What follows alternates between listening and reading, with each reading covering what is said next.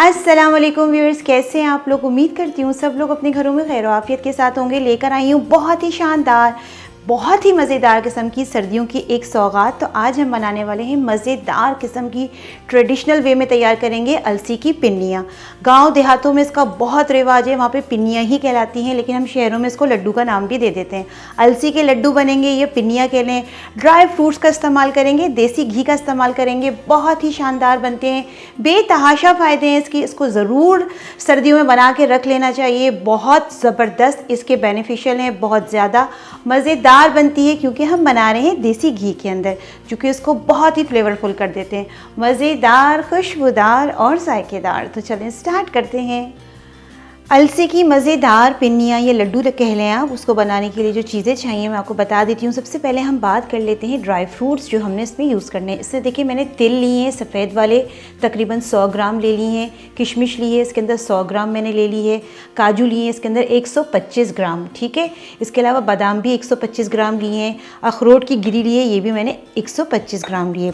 अच्छा, अब आप देख सकते हैं इसके अंदर मेलन सीड्स हैं, खरबूजे के बीज जिसे हम चार मगज़ भी कहते हैं, ये भी मैंने 125 ग्राम लिए हैं। और ये देखिए कद्दूकश किया हुआ जो डेसिकेटेड नारियल होता है, ये भी मैंने तकरीबन ले लिया है 150 ग्राम के बराबर, ठीक है। अच्छा, ये जो मैं आपको रेशो बता रही हूँ ना, आप अपनी मर्ज़ी से कम ज़्यादा कर सकते हैं, कोई ऐसी परफेक्शन नहीं है। साथ ही गुड़ लिया है, तकरीबन देसी वाला लिया है, बेहतरीन सर्दियों में आता है, मैंने लिया है 400 ग्राम के बराबर। आप चाहें तो 500 ग्राम भी ले सकते हैं, मीठे पे डिपेंड करता है आपके।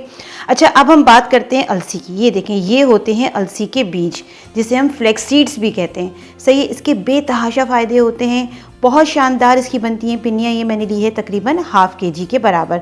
साथ ही मैंने लिया है इसमें आटा, रेगुलर चक्की का आटा, जो भी आप घर में जिसकी रोटी बनाते हैं वो आटा ले लें। ये मैंने लिया है ½ kg, जितनी मैंने अलसी ली है इतना ही आटा लिया है, ½ kg ये है और ½ kg आटा है। साथ में यूज़ करेंगे जो भी आप देसी घी यूज़ करते हैं, हस्बे ज़रूरत इस्तेमाल करेंगे। तो चलें स्टार्ट करते हैं। चूल्हे पे मैंने एक कढ़ाई रख ली है। सबसे पहले हम क्या करेंगे, जो मैंने अलसी ली है ना, इसको हमने रोस्ट करना है, ड्राई रोस्ट करना है। बहुत एहतियात के साथ करना होता है, वरना ये नीचे की तरफ लग जाती है। अच्छा, इसको रोस्ट करने का तरीका ऐसा होता है कि जब इसके अंदर चटकने की एक आवाज़ आने लगती है, तो इसका मतलब ये होता है कि हमारी अलसी बहुत अच्छे से ड्राई रोस्ट हो गई है। मीडियम टू लो फ्लेम पे मैं करूँगी, घी वगैरह बिल्कुल इसके अंदर यूज़ नहीं होता है, और साथ साथ चमचा भी चलाएँगे। अच्छा, देखिए अलसी जो है ना अब अच्छे से भुन रही है। देखें, आपको इसके अंदर एक आवाज़ आ रही होगी चटकने की, बस यही पॉइंट होता है, यही इंडिकेशन होती है कि अलसी हमारी बहुत अच्छे से भुन गई है, ठीक है। यही परफेक्शन होती है। अच्छा, ज़्यादा नहीं भुनना होता, जब ये पॉइंट आ जाए बस अब आपने क्या करना है, इसको प्लेट में निकाल लेना है, वरना ये कड़वी हो जाती है। बस मैं निकाल लूँगी इसको प्लेट के अंदर। अलसी को हमने फ्राई कर लिया था, मतलब भून लिया था। अब हम क्या करेंगे, जो हमने देसी घी लिया था ना, इसमें हमने आटे को भूनना है। अच्छा, जो देसी घी है ना वो हस्बे ज़रूरत इस्तेमाल होगा। पहले मैंने 2 बड़े चमचे डाल दिए हैं इसके अंदर। इसके अंदर हम पहले आटा भून लेंगे अच्छे से। घी मैंने डाल दिया है। अब जो मैंने आटा लिया था ना, ये इसको हमने बहुत अच्छे से मीडियम टू लो फ्लेम पे भूनना है। बहुत अच्छी से भुनाई करनी है ताकि इसका जो कच्चापन होता है वो निकल जाए।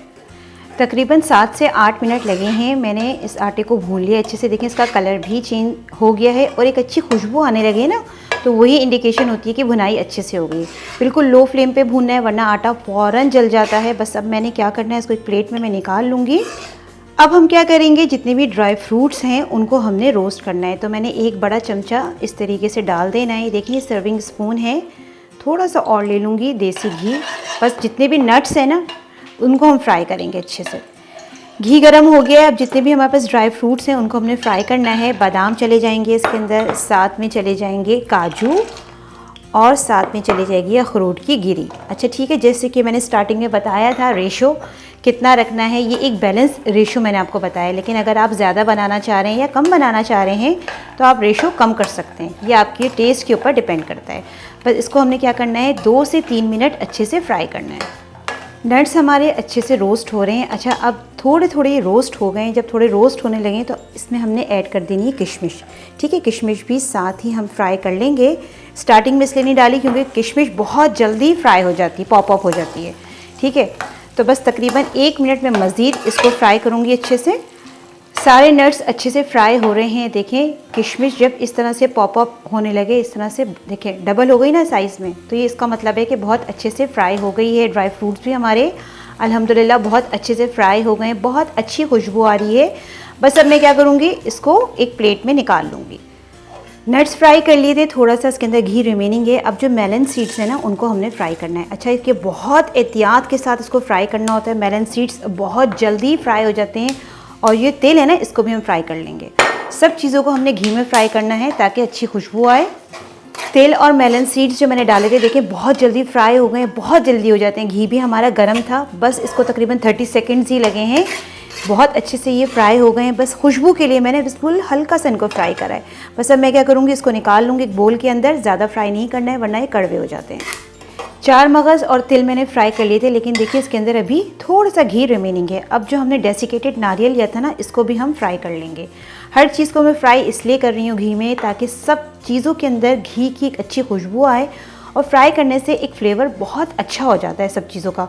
कुछ लोग क्या करते हैं, डायरेक्टली डाल देते हैं, डेसिकेटेड नारियल ऐसे ही डाल दिया, तिल ऐसे ही डाल दिए, 4 मगज़ ऐसे ही डाल दिए, लेकिन वो फ्लेवर नहीं आता। इसलिए मैं हर चीज़ को थोड़ा थोड़ा भून रही हूँ घी के अंदर।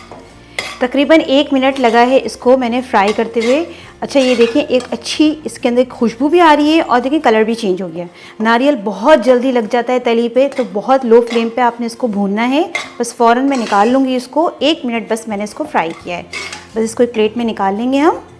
सब चीज़ें रोस्ट हो गई हैं, बहुत ज़बरदस्त एक खुशबू आ रही है। अच्छा, अब हमने करना क्या है, नेक्स्ट स्टेप, अलसी के जो बीज हैं इनको मैंने क्या करना है, चॉपर मशीन में डाल के अच्छा सा चॉप कर लेना। फाइन पाउडर बना लूँगी, सेपरेट इसको ग्राइंड करूँगी। अच्छा, जितने भी नट्स हैं इनको मैंने क्या करना है, दरदरा सा कूट लूँगी। ठीक है, चॉपिंग मशीन में हावन दस्ता है, चाहे तो आप उसमें इसको दरदरा सा कूट लें या पीस लें, जैसा भी आपको सही लगता है।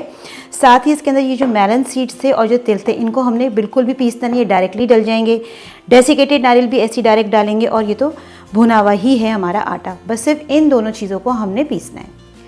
मैंने एक मशीन ले ली है, आप चाहें तो हावन दस्ते में भी कर सकते हैं, लेकिन वो बहुत ज़्यादा मेहनत तलब हो जाएगा। लेकिन मशीन में करेंगे तो क्विक और इजी हो जाएगा।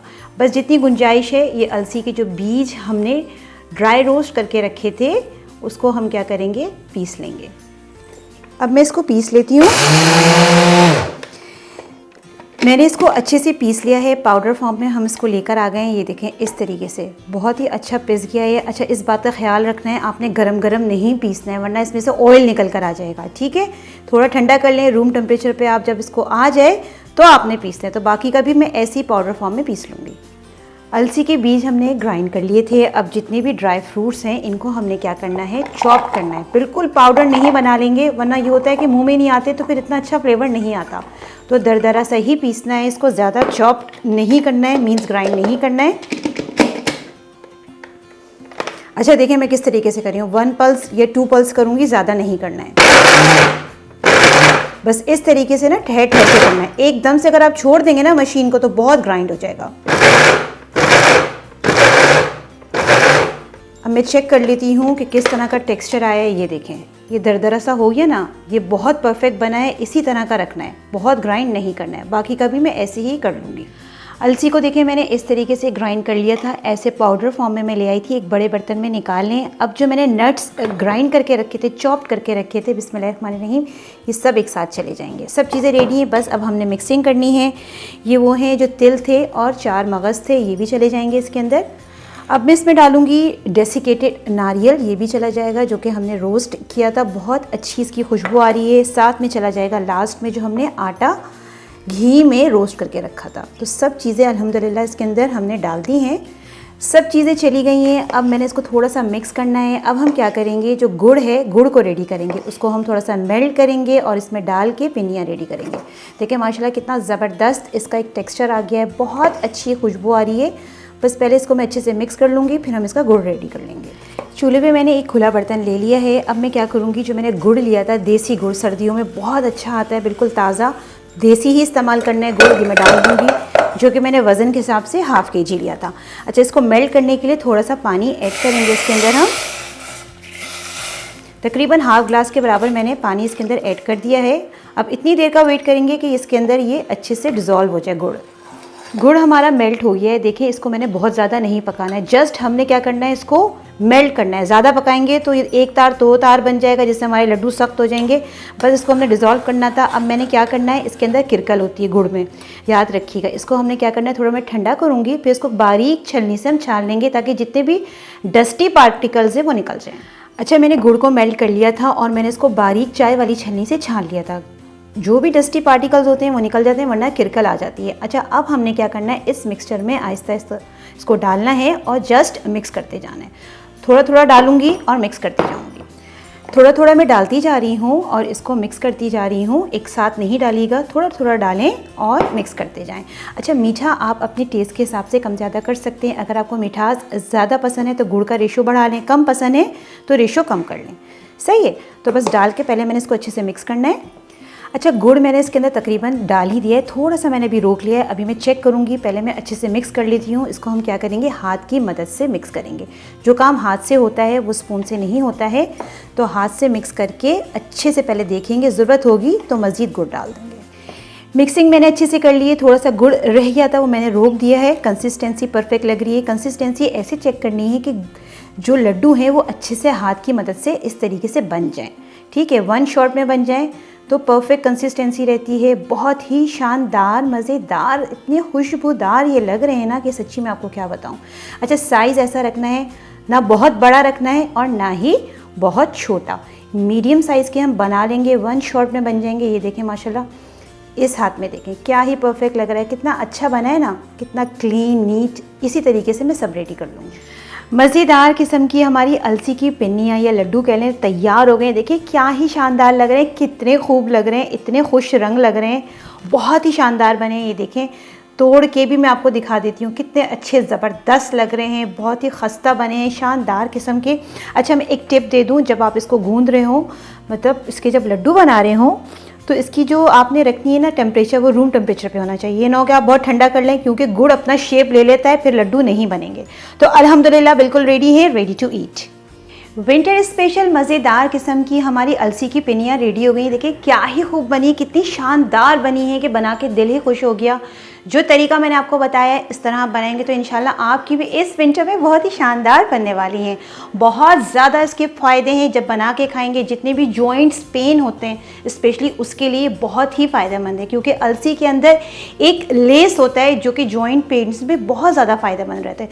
बना के रख लें, बना के पूरी सर्दी इंजॉय करें और ट्राई करने के बाद मुझे कमेंट सेक्शन में ज़रूर बताइए कि आपके ये लड्डू कैसे बने। जितना भी हो सके मेरी वीडियो को शेयर कीजिए, पसंद आए तो लाइक करना नहीं भूलिए, चैनल पे नए तो सब्सक्राइब करना भी नहीं भूलिए। इंशाल्लाह फिर हाजिर होंगी एक नई और ज़बरदस्त रेसिपी के साथ। जब तक के लिए दें फातिमा को इजाज़त। अल्लाह हाफिज़।